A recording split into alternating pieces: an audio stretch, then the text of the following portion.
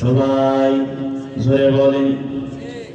সহিহ বুখারীর মধ্যে একজন মহিলা জীবনে এমন কোন খারাপ কাজ ছিল করে না, এমন খারাপ মহিলা যিনি সব সময় পতিতার মধ্যে থাকে।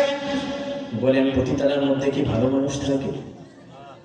জোরে কন্যা, ভালো মানুষ থাকে না, বদ চরিত্র মানুষ থাকে। কথা বলেন ঠিক কিনা?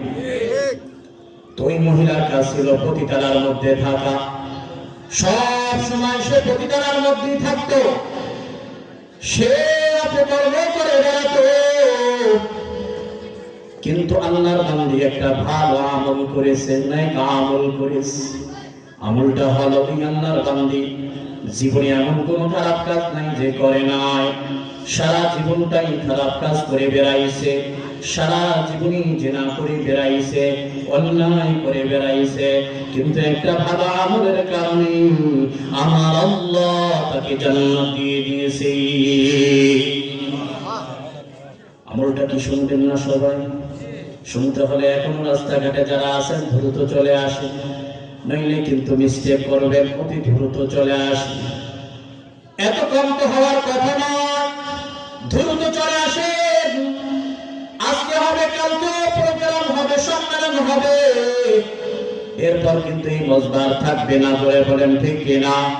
এজন্য মুসলমান বান্দা ও আমার যুবক ভাইরা, মুরব্বী বাবারা, হইতে পারে এই মাহফিল আপনার আমার জীবনের শেষ মাহফিল। কথা বলেন ঠিক কিনা?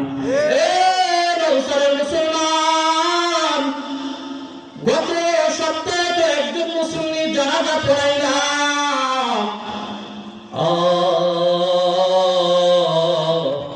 ওই মুসল্লি তো আমাদের কি বলেছিল, আমাদের কি ইশারা, হুজুর মাহফিল হবে, মাহফিলের মধ্যে আমি দান করব। দানের নামটাও কিন্তু খাতায় আছে।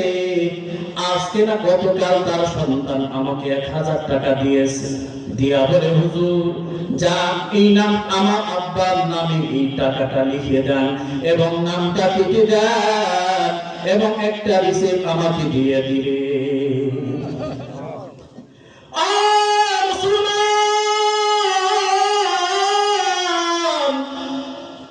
দেখেন, আজকে সে আমাদের পাশে আছে।